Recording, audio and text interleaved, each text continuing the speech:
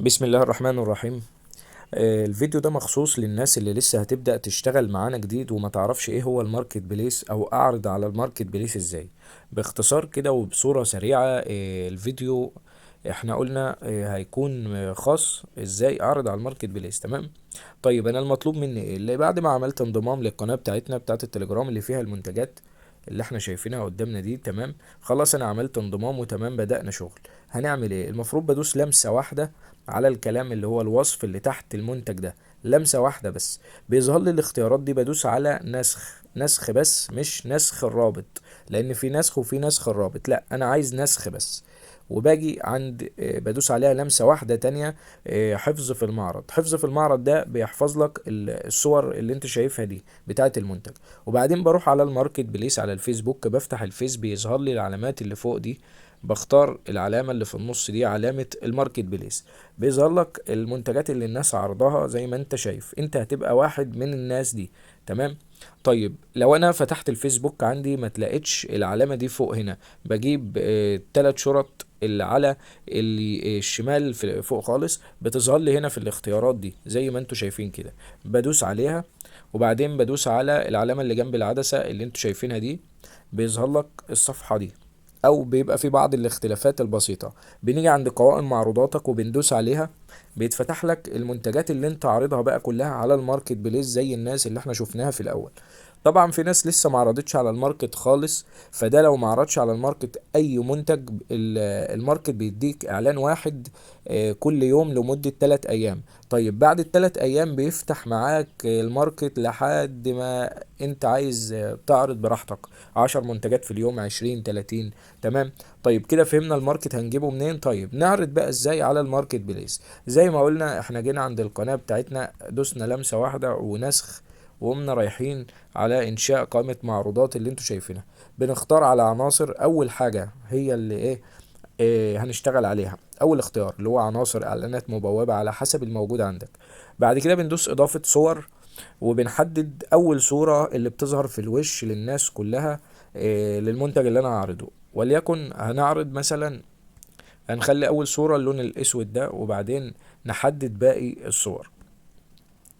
طيب طالما حددت بقى باقي الصور خلاص تمام كده، انا بدوس على التالي اللي فوق خالص على الشمال، وباجي عند تاني حاجة اللي هي الوصف. لو دوست على الوصف هيظهر لي هنا على لوحة المفاتيح في الاول الوصف لمدة 3 ثواني وبعدين يروح. تمام.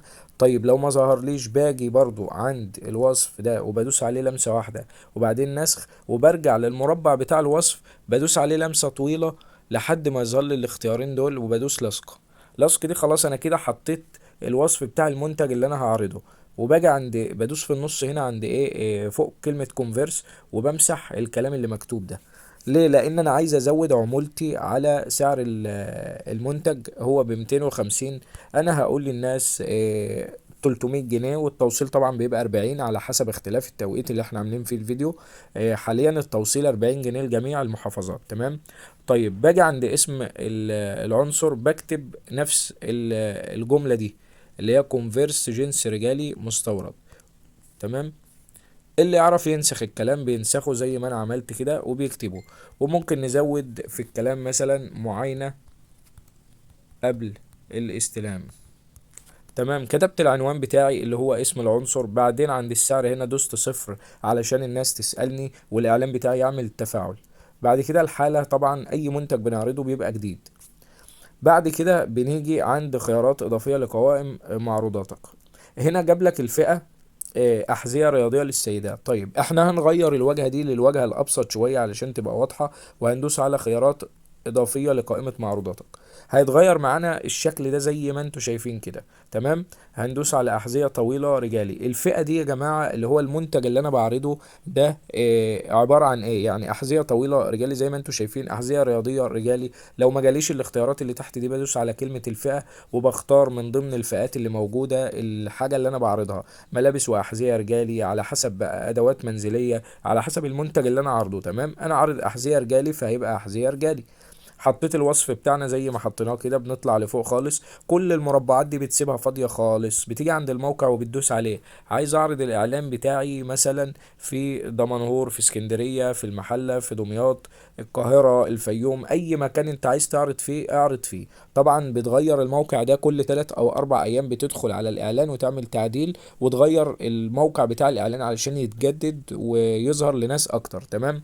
فخلينا في القاهرة، وبتدوس تطبيق، خلاص حدد معاك القاهرة. بتيجي عند التوفر، بنخليه عرض على انه متوفر يعني بكمية، وبعدين توفير الشحن، وبعدين توصيل الى المنزل. تمام. خلاص انا كده خلصت الاعلان بتاعي، يعني عملت كل حاجه. في ناس بتيجي عند السعر وبتكتب السعر 300 350 زي ما انت عايز. عايز تكتب صفر، بس اهم حاجه تبقى عارف سعر المنتج بكام لما حد يجي يسالك.